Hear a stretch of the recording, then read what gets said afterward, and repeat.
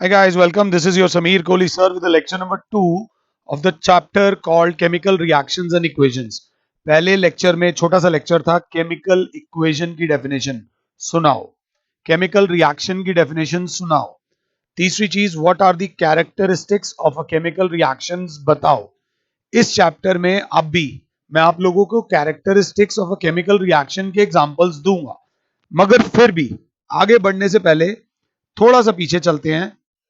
Hydrogen plus oxygen, जिन्होंने पहला lecture miss किया है, water. Hydrogen is a combustible gas, वो चीज जिसमें आग लगती है, आग हमेशा लगती है सपोर्टर ऑफ कंबस्शन की हेल्प से। ऑक्सीजन नहीं होगी तो आग नहीं लगेगी, और water is use to extinguishes fire. So this process is called chemical reaction. It is a process in which two or more substances react to form a new substance with new properties.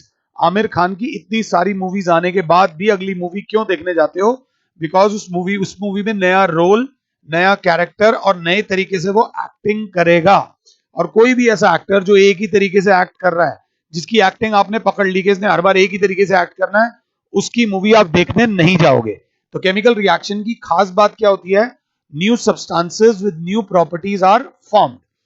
अब hydrogen nature में मिलता है H2 की form में, oxygen nature में मिलता है O2 की फॉर्म में, और वाटर का फॉर्मूला होता है H2O। इस प्रेजेंटेशन को बोलते हैं chemical equation. The process of representing a chemical equation with the help of the symbols of the elements involved in it is called a chemical equation. But यहां पर एक बच्चा मुंह बना के बैठा हुआ है कि सर आप सही नहीं पढ़ा रहे, सर यहां पर ऑक्सीजन के दो हैं और यहां पर ऑक्सीजन का एक है, सर ये आपसे पाप हो गया है। जी हां, ये बहुत बड़ा पाप है, ये बात याद रख लेना। आपके पिताजी अगर आपको 100 रुपए देते हैं और कुछ सामान लाने को बोलते हैं और आप घर आकर उनको 100 रुपए का हिसाब नहीं देते हो, तो वो एक बुरी बात है। देखो मैं पढ़ाऊंगा अपने स्टाइल से। अगर आप 100 रुपए पापा देते हैं, पापा बाई चांस आपसे वो हिसाब नहीं लेते और आप वो बचे हुए पैसे अपने पास ही रख लेते हो, तो आपकी आदत बन जाएगी कि बस पापा सामान मंगाते रहें और मैं हेरा फेरी करता रहूं, and ultimately will turn out into a demon कि चल यार लाइफ में काम ही क्या रह गया, लोग सामान मंगाए और उसमें से पैसे में गायब करूं। नहीं, जबकि आपका फर्ज बनता है, अगर उन्होंने 100 रुपए का सामान मंगाया, वॉट एवर जितने का भी सामान आया है, बाकी पैसों का हिसाब तो दो। पैसे दो ना दो that is your choice, but हिसाब जरूर दो। हिसाब देने को बोलते हैं, बताता हूं। पहले तो मुझसे गलती हुई है, पाप क्या हुआ है, इसको बोलते हैं अनबैलेंस्ड केमिकल इक्वेशन। और सर जब भी आपको आए H2 plus O2 gives H2O, तो सर यहां पर गड़बड़ कहां है? गड़बड़ है कि यहां पर ऑक्सीजन के दो हैं और यहां ऑक्सीजन का एक है, तो यहां 2 से कर दो, और 2 2 जा 4 हो गया, तो यहां 2 से कर दो। अब सर आप एब्सोल्युटली करेक्ट हो, we are happy seeing this equation. इस इक्वेशन को बोलते हैं बैलेंस्ड केमिकल इक्वेशन। बेटा ये बात याद रख लेना, what is a balanced chemical equation is that chemical equation in which the number and kind of atoms on reactant side is equal to number and kind of atoms on product side। जितने number and kind of elements left hand side पर हैं, ये नहीं कि hydrogen इधर आकर तुम nitrogen कर दोगे, लेफ्ट पे भी हाइड्रोजन रहेगा तो राइट पे भी हाइड्रोजन रहेगा। अगर हाइड्रोजन के इधर 4 एटम्स हैं तो उधर भी 4 ही होने चाहिए। प्लीज अनबैलेंस्ड केमिकल इक्वेशन की डेफिनेशन आप लोग खुद लिखो अभी के अभी। क्या लिखोगे?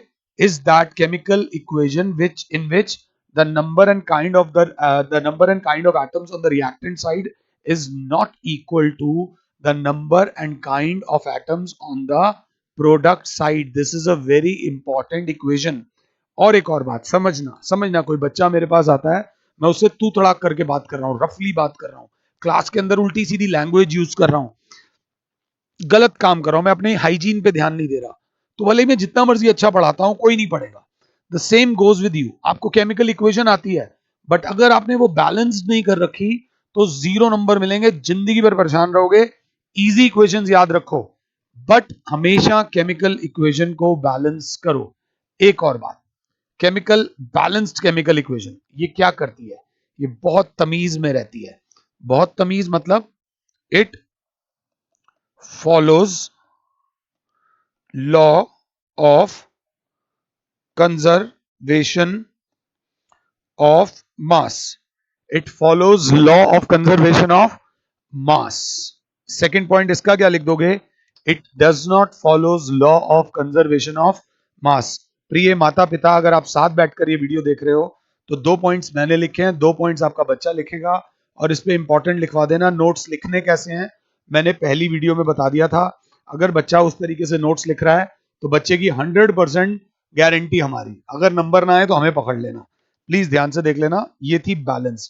तो एक बात याद रख लेना, हर केमिकल इक्वेशन को बैलेंस करना जरूरी है। अब वापस आ जाते हैं लास्ट लेक्चर पे। कैरेक्टरिस्टिक ऑफ अ अगर साथ हो तो केमिकल रिएक्शन। लड़कों ध्यान से सुनना, लड़कियां ये चीज अच्छी कर लेती हैं, लड़के थोड़ा यहां पे गड़बड़ कर जाते हैं।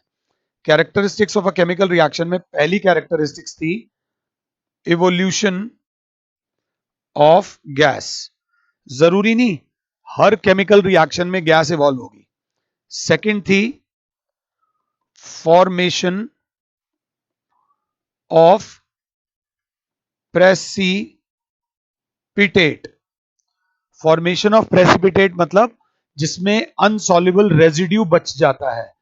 नंबर 3 कैरेक्टरिस्टिक थी चेंज इन कलर। इसके ऊपर ना मैं हल्का सा सैड फेस बना रहा हूं। चेंज इन कलर ना हम लोग सिर्फ लैब में चेक कर सकते हैं, तो ये आपको थोड़ा सा रटना पड़ेगा। आई एम सॉरी टू से दिस बट ये आपको ध्यान रखना पड़ेगा। कोई केमिकल रिएक्शन जब तक देखोगे नहीं कैसे बता पाओगे कि रिएक्शन में चेंज इन कलर हुआ। और चाय दूध पत्ती वाला लिख कर आओगे तो एग्जाम में मार्क्स नहीं मिलेंगे क्योंकि तुम्हें चाय पत्ती का केमिकल फॉर्मूला नहीं पता। ये याद रख लेना। चौथा बहुत इंपॉर्टेंट है, चेंज इन टेम्परेचर। रिएक्शन के होने के बाद या तो सब गर्म हो जाता है या सब ठंडा हो जाता है या। और लास्ट वाली जो कैरेक्टरिस्टिक्स है that is change in state. Solid reactants liquid में कन्वर्ट हो जाते हैं, लिक्विड गैस में, या इस तरीके का कुछ। सबसे पहला जो मैं आपको कराने वाला हूं that is evolution of a gas. Evolution of a gas कराने से पहले प्लीज मेरी बात समझना। आपके पेरेंट्स जब आपके साथ पीटीएम पे जाते हैं और आपके किसी दोस्त यार को देखते हैं तो वो एक लिस्ट बना लेते हैं और फिर आपको बोलते हैं इससे बच के रहना, ये ऐसा है, ये वैसा है। एक रिएक्टिविटी सीरीज बना देते हैं कि ये ज्यादा रिएक्टिव है, ये कम रिएक्टिव है। मैं आपको बता दूं मेटल्स में सबसे ज्यादा शरारती है पोटेशियम। पोटेशियम किसी के साथ भी रिएक्ट कर सकता है। पोटेशियम किसी को भी कह सकता है हटा ही हट, मैं रिएक्ट करूंगा, और पोटेशियम के आने पे सबको हटना पड़ेगा। सबसे बड़ा गुंडा पोटेशियम है। पोटेशियम के बाद जो गुंडा है दैट इज सोडियम। सोडियम भी किसी के साथ रिएक्ट कर सकता है, सिर्फ सोडियम से ज्यादा रिएक्टिव पोटेशियम है, ये याद रख लेना। फिर आता है कैल्शियम। कैल्शियम इनसे नीचे है बट रिएक्टिव है। फिर आता है मैग्नीशियम।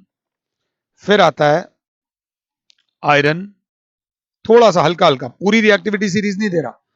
फिर कहीं आता है हाइड्रोजन, और हाइड्रोजन से नीचे होता है कॉपर। हाइड्रोजन एक नॉन मेटल है बट स्टिल एक और भी बहुत सारे आएंगे एलिमेंट्स, ये मैं बता रहा हूं। नॉन मेटल्स में जो सबसे ज्यादा शरारती है दैट इज क्लोरीन। क्लोरीन से भी ज्यादा शरारती है फ्लोरीन। फ्लोरीन के बारे में हम कम पढ़ेंगे। ऑक्सीजन बहुत शरारती है, हाइड्रोक्साइड बहुत शरारती है, कार्बोनेट थोड़ा शरीफ है, सल्फेट थोड़ा शरारती है। अगर वैलेंसी के साथ याद रखोगे, इनके नाम भी लिख लेना तो फायदा होगा। अगर सपोज ये सब एक जगह मिल जाएं तो सबसे पहले कंपाउंड किसके बीच में बनेगा और क्या बनेगा? सबसे पहला कंपाउंड बनेगा इन दोनों के बीच में, ये याद रख लेना।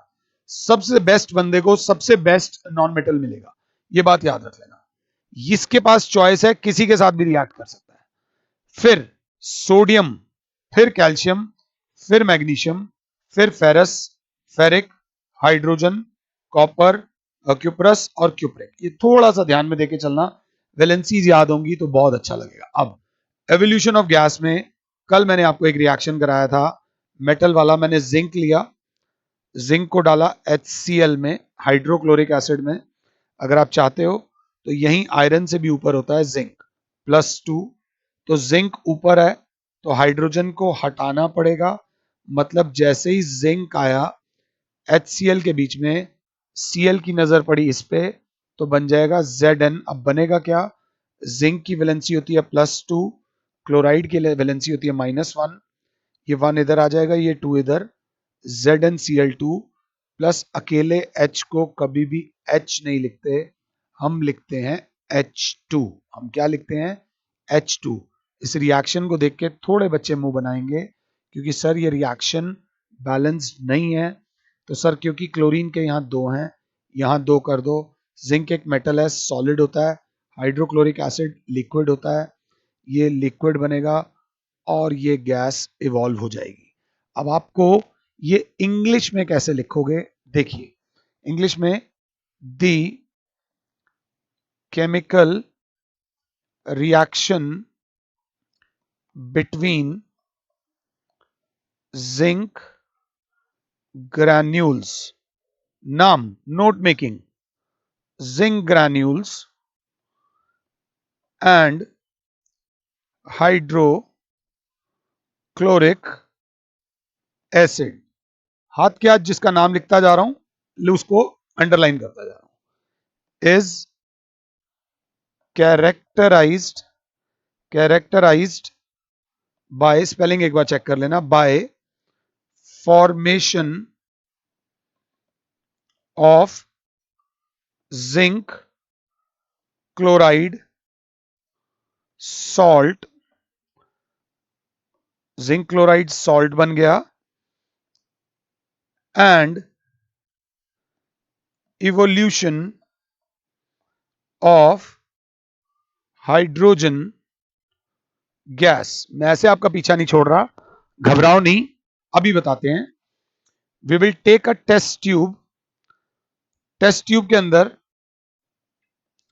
HCl डालेंगे, ऊपर से डालेंगे, ये कलर मैं अपनी मर्जी से डाल रहा हूं, ये ब्लू कलर का होता है, को नॉट कंफर्म्ड। जिंक ग्रैन्यूल्स डालेंगे HCl के ऊपर, तो अंदर बन जाएगा ZnCl2 और जो गैस निकलेगी that is hydrogen gas. Hydrogen gas की पहचान कैसे होती है? जब हम एक माचिस लाते हैं तो hydrogen gas Burns with a pop sound, पट पट पट पट करके हाइड्रोजन गैस बर्न करती है। अगर आप इसको एक्टिविटी की तरह लिखना चाहते हो तो पहला पॉइंट क्या है? Take some zinc granules in a conical flask, ये लखमीर सिंह में दिया हुआ है। ऐड डाइल्यूट सल्फ्यूरिक एसिड, इन्होंने सल्फ्यूरिक एसिड वाला रिएक्शन करा दिया, मैंने हाइड्रोक्लोरिक एसिड वाला रिएक्शन करा दिया। अगर ये सल्फ्यूरिक एसिड वाला बोलते हैं तो Zn plus H2SO4 gives ZnSO4। मुझे कैसे पता ZnSO4? जिंक की वैलेंसी 2, सल्फेट की वैलेंसी -2, 2 से 2 कट गया, प्लस H2 गैस, उन्होंने ये रिएक्शन दे दिया। आप चाहो तो मैं आपको और रिएक्शंस भी दे सकता हूं, बट 1 या 2 को याद रख लेना। चलो थोड़े पंगे लेते हैं, एक्टिविटी वाइज लिखते हैं। Take some zinc granules in a conical flask. हम ऊपर से डाल रहे थे इन्होंने ऑलरेडी ले रखे हैं।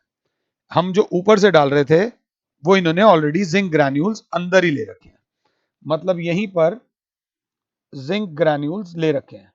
ठीक है जी। सेकंड पॉइंट वो जो बोल रहे हैं, ध्यान से देखना, add dilute sulphuric acid over zinc granules. किसकी बात हो गई? इसकी बात हो गई। ये ले रखे थे, ये ऊपर से डाल दिए।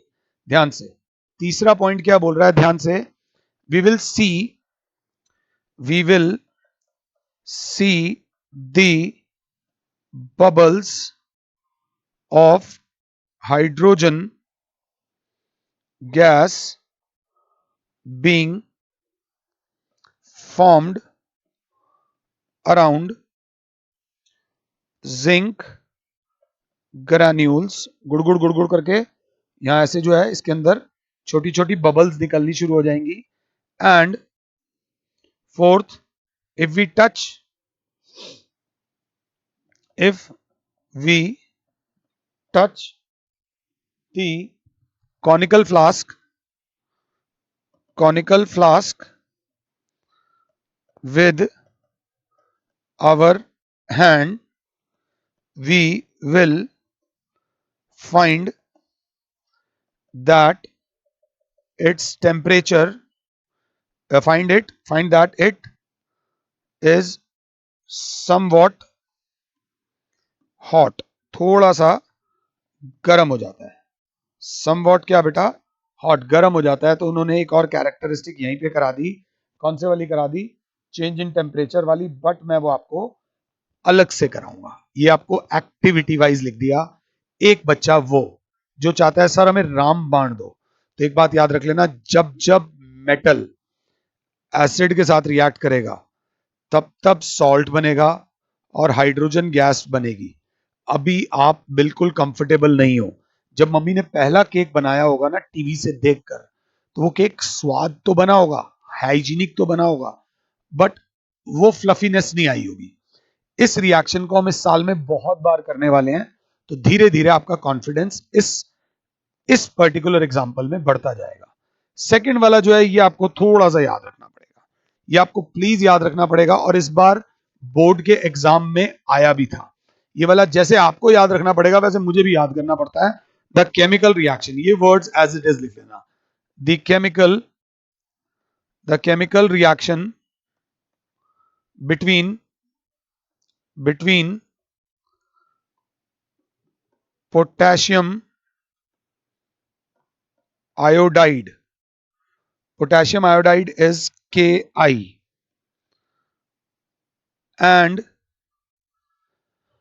lead nitrate, lead nitrate, PbNO3, single भी ले सकते हैं, होल ट्वाइस भी ले सकते हैं, is characterized by formation of, yellow लिखूंगा तो दिखेगा नहीं, yellow precipitate of lead iodide, Ki plus PbNO3। ये ट्रांजिशन मेटल्स होते हैं, जब जाएंगे तो KNO3 प्लस PbI2 बनता है। ये याद रख लेना, ये two, I hope it is balanced. ये आपका जब बनता है, ये है पोटेशियम आयोडाइड, जब रिएक्ट करेगी लेड नाइट्रेट से तब बन जाएगा potassium nitrate along with lead iodide. और ये याद रख लेना इसका येलो प्रेसिपिटेट होता है, प्रेसिपिटेट, जिसको मैं रेड कलर से लिख रहा हूं, आपको येलो प्रेसिपिटेट ये याद रख लेना। ये कुछ एक चीजें हैं जो इस रिएक्शन में काफी काम आने वाली हैं। येलो पीपीटी बनता है उन्होंने इसमें भी एक आपको एक्टिविटी टाइप लिख के दिया हुआ है, जो मैं भी आपको लिख के दूंगा और आप भी हाथ के हाथ एक बार लिख लेना। वो कहते हैं take some lead nitrate solution in a test tube. Take some lead nitrate solution in a test tube. ये आपके स्कूल में हो सकता है reaction. Add potassium iodide solution to it. ध्यान से, नंबर 3 बोला है a yellow precipitate of lead iodide is formed at once। और उसके बाद इन्होंने एक और बोल दिया अ चेंज इन कलर। देखो मेरी बात समझो, इसी में उन्होंने जो बताया, अब जो मैं बोल रहा हूं ये समझ कम आ रहा होगा क्योंकि केमिकल रिएक्शन तो देखकर बंदा ऑब्जर्व करता है। A change in colour from colourless to yellow, from colourless to yellow also takes place in this chemical reaction। A change in color takes place in this chemical reaction। Lecture थोड़ा सा उस तरीके से जा रहा है जिसमें आपको लिखना ज्यादा पड़ेगा, तो कृपया करके मेरे साथ साथ प्लीज लिखिएगा। इसमें मैंने थोड़ा सा आपको RATT लिख रहा हूं कि इसको एक बार थोड़ा सा याद कर लेना इनको नोट्स में जाने से पहले। जैसे बर्थडे याद रहते हैं ना दोस्तों के, बर्थडे याद करने में कोई लॉजिक नहीं होता, वैसे ही चेंज इन कलर का भी मैंने आपको बोला है, थोड़ा सा ध्यान दे लेना। इसमें एक एग्जांपल दे रखा है हमें, a reaction between the chemical reaction between citric acid जो नींबू में होता है एंड पर्पल कलर्ड पोटेशियम पर मैग्नेट। ये भी घर पे होता है, अगर आपके घरों में ये यूज होता होगा। Potassium permanganate solution is characterised by change in color from purple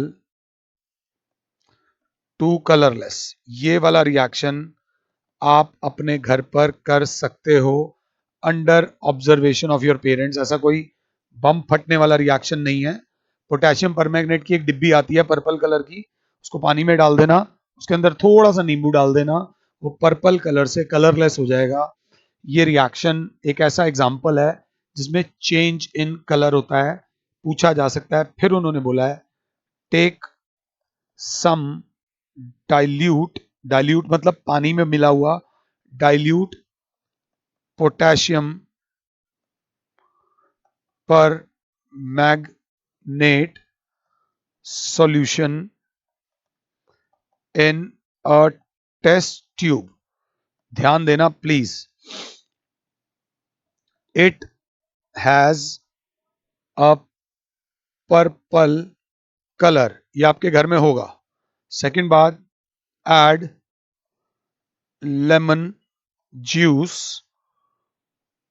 to it dropwise, जल्दबाजी नहीं, आराम आराम से, बूंद बूंद करके, with the help of a dropper and shake the test tube. ध्यान से देखना, शेक द टेस्ट ट्यूब। फिर उसके बाद क्या होता है, थर्ड ऑब्जर्वेशन जो उन्होंने लिखी है, the purple colour of potassium पर मैग्नेट, ये वाला कलर चेंजेस टू, क्या बोला हुआ है उन्होंने, गोज ऑन फेडिंग खत्म होता जाता है and ultimately becomes colourless. Please इसको ध्यान से देख लेना, दिस इज वेरी इंपॉर्टेंट। ये मैंने आपको तीसरी कैरेक्टरिस्टिक का एक एग्जाम्पल दे दिया है। चौथी कैरेक्टरिस्टिक करने से पहले अगर बाई चांस थक गए हो तो ब्रेक ले लो, कोई दिक्कत नहीं है। लिख लिख के थक गए हो तो ब्रेक ले लो, मुझे कोई प्रॉब्लम नहीं है। बट ये वाला रिएक्शन ध्यान से देखना, कार्बन प्लस ऑक्सीजन को जब हमने जलाया, ऑब्वियसली जलाया, हीट दी, तो CO2 बना प्लस ज्यादा हीट निकली। ज्यादा हीट निकली, समझो आपके पापा बिजनेस करते हैं, बिजनेस एक फायदे की चीज है नुकसान की? अगर नुकसान हो रहा होगा तो वो बिजनेस करेंगे ही नहीं। बिजनेस में हम इतना पैसा लगाते हैं और इतना हमें मिलता है, तो बिजनेस से पैसा आता है, इट इज अ प्रोसेस। शुरू में लगाना पड़ता है बट ज्यादा आता है। तो वैसे ही इस रिएक्शन में हमने देखा जब रिएक्शन हुआ तो हीट निकली, हीट निकली। यहां पर CaCO3 कैल्शियम कार्बोनेट, ये तोड़ना था हमने, तोड़ने के लिए हमने हीट दी। ये डेल्टा का मतलब होता है हीट, ये याद रख लेना। इधर लिखा है मतलब रिएक्टेंट साइड पे है, या फिर कुछ बुक्स में ऐसा भी लिखा जा सकता है, अगर आप ध्यान से देखो तो, प्लस हीट दी तो जाके ये टूट गया CaCO3, ओ सॉरी गलती, CaO और CO2 और ठंडा हो गया। एक ऐसा रिएक्शन जिसमें हीट देनी पड़ रही है, डेल्टा के निशान को लेकर अगर कंफ्यूज हो तो आप यहां ये लिख सकते हो, हीट, एक रिएक्शन में हीट देनी पड़ रही है, एक रिएक्शन में हीट निकल रही है। तो ध्यान से देखना, इस रिएक्शन में जिसमें हीट निकली है इसको बोलते हैं एक्सोथर्मिक रिएक्शन। कौन सा रिएक्शन? Exothermic reaction. वो रिएक्शन जिसमें हीट देनी पड़ रही है उसको बोलते हैं एंडोथर्मिक रिएक्शन। एक अच्छा बच्चा जो साइंस लेना चाहता है आगे, वो कहेगा सर हीट एक फॉर्म ऑफ एनर्जी है। क्या हम ये बोल सकते हैं कि कोई ऐसा रिएक्शन जिसमें एनर्जी निकलती है वो एक्सोथर्मिक होते हैं, और कोई भी ऐसा रिएक्शन जिनको करने के लिए हीट या कोई और एनर्जी देनी पड़ती है वो एंडोथर्मिक? तो मैं कहूंगा बिल्कुल सही। बट अभी बेसिक लेवल पे अगर आपसे कोई पूछे what are exothermic reactions, are those reactions which are characterized by release of heat, release of क्या बेटा? heat after completion of reaction, जिनके होने के बाद बूम करके हीट निकलती है, उन रिएक्शंस को बोलते हैं एक्सोथर्मिक रिएक्शंस।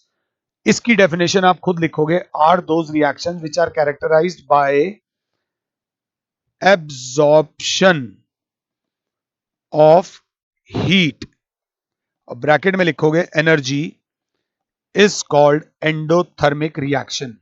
ये होने के बाद, ये रिएक्शन एक्सोथर्मिक होने के बाद मामला गर्म हो जाता है। गर्म हो जाता है means the temperature of system, the temperature of system rises after completion of reaction। Reaction के होने के बाद सब गर्म हो जाता है। यहां पर क्या लिखोगे? There is a fall in temperature, मतलब रिएक्शन होने के बाद ठंडा ठंडा हो जाता है, गरम गरम नहीं होता। इसका एग्जाम्पल मेरे बच्चे लिखोगे, all combustion reactions are exothermic. जब जब फ्यूल जलता है, हर वो रिएक्शन जैसे कि फ्यूल का जलना जिसमें जलाया जाता है किसी चीज को, लकड़ी का जलना, पेट्रोल का जलना, वो सब रिएक्शंस एक्सोथर्मिक रिएक्शंस होते हैं। और इस वाले में लिखोगे all decomposition reactions are endothermic। हर वो रिएक्शन जिसमें एक बड़े कंपाउंड को तोड़कर छोटे छोटे कंपाउंड्स में बनाया जाता है उन्हें एंडोथर्मिक रिएक्शंस बोलते हैं। हाथ जोड़ के विनती है कि ये वाला जो क्वेश्चन है, ये वाला जो कैरेक्टरिस्टिक है, ये बहुत इंपॉर्टेंट है, दिल से लिख लेना। अभी एक बात बोल रहा हूं जो शायद अभी ना समझाऊं बट आने वाले समय में समझाऊंगा जरूर, वो ये कि respiration respiration is an exothermic reaction और photosynthesis is a endothermic reaction. Photosynthesis कराने के लिए एनर्जी देनी पड़ती है, अभी सिर्फ इतना बोलूंगा। और रेस्पिरेशन जब होती है तो एनर्जी निकलती है, 38 एटीपी या 2 एटीपी ऑफ मॉलिक्यूल्स एनर्जी निकलती है। तो ये हल्का सा ये लिख लेना, थोड़ा थोड़ा सा हैशटैग रिक्वेस्ट है, इसको 2 बार लिख लेना, एक बार अभी और एक बार नेक्स्ट डे जब ये लेक्चर देखो तब, और एक बार लेक्चर देखने से अगले दिन। अगर लिख लोगे मजा आ जाएगा तुम्हें भी और मुझे भी। This is change in temperature. पांचवी कैरेक्टरिस्टिक दे रखी है चेंज इन स्टेट, हल्का सा याद करेंगे, ज्यादा कुछ नहीं। द केमिकल रिएक्शन इन विच, इन्होंने कौन सा एग्जांपल दे रखा है, the combination reaction of candle wax is character, the combustion reaction, the combustion reaction of candle wax, मोमबत्ती वाला जो कि सॉलिड होता है, is characterized by a change in state from solid to liquid, liquid बनता है ना पहले, पिघलता है, एंड गैस जो कि बाद में क्या बन जाता है, gas. This is one reaction in which change in chemical और change in physical state takes place. अगर क्लास 7 है, नोट्स बनाना चाहते हो तो यहां से हमारा चैप्टर शुरू हुआ था आज। ये सेकंड पेज था, ये थर्ड पेज था, ये फोर्थ पेज था, ये फिफ्थ पेज था जो कि इंपॉर्टेंट पेज था, ये सिक्स्थ पेज था और ये सेवंथ पेज था। बार बार बोलूंगा वैलेंसीज को याद रख लो, नहीं तो दुखी होगे। मैं कभी नहीं चाहता कि आप दुखी हो। डियर पेरेंट्स, अपने बच्चों से वैलेंसीज एक बार पूछ लीजिए। लेक्चर थोड़ा आधे घंटे के करीब चला है, जो नोट्स जैसे लिखने के लिए बोले गए थे कृपया करके वैसे ही लिखना और प्लीज फॉलो कर लो यार। और I am trying to give my 100% ताकि आप लोगों को समझा सकूं। कहीं कोई फिर भी दिक्कत आई हो तो रिवाइंड करके एक बार दोबारा देख सकते हो। लाइव क्लास को रिवाइंड नहीं किया जा सकता, वहां पर टीचर से हाथ खड़े करके डाउट पूछते हैं, बट आमतौर पर बच्चे पूछते नहीं है। अभी कोई होमवर्क भी नहीं है, होमवर्क यही है बस जो नोट्स एक बार मैं लिखवाता हूं उसको 2-3 दिन में एक बार दोबारा लिख लिया करो, दोबारा बुक भी खोलने की जरूरत नहीं पड़ेगी। वो भी मेरी जिम्मेदारी है कि हर कंडीशन में आपके नंबर आए। फिलहाल के लिए और Sameer sir is saying you goodbye, God bless all. अपना ध्यान रखो, अपने माता पिता का ध्यान रखो और उनके माता पिता का ध्यान रखो। Thank you.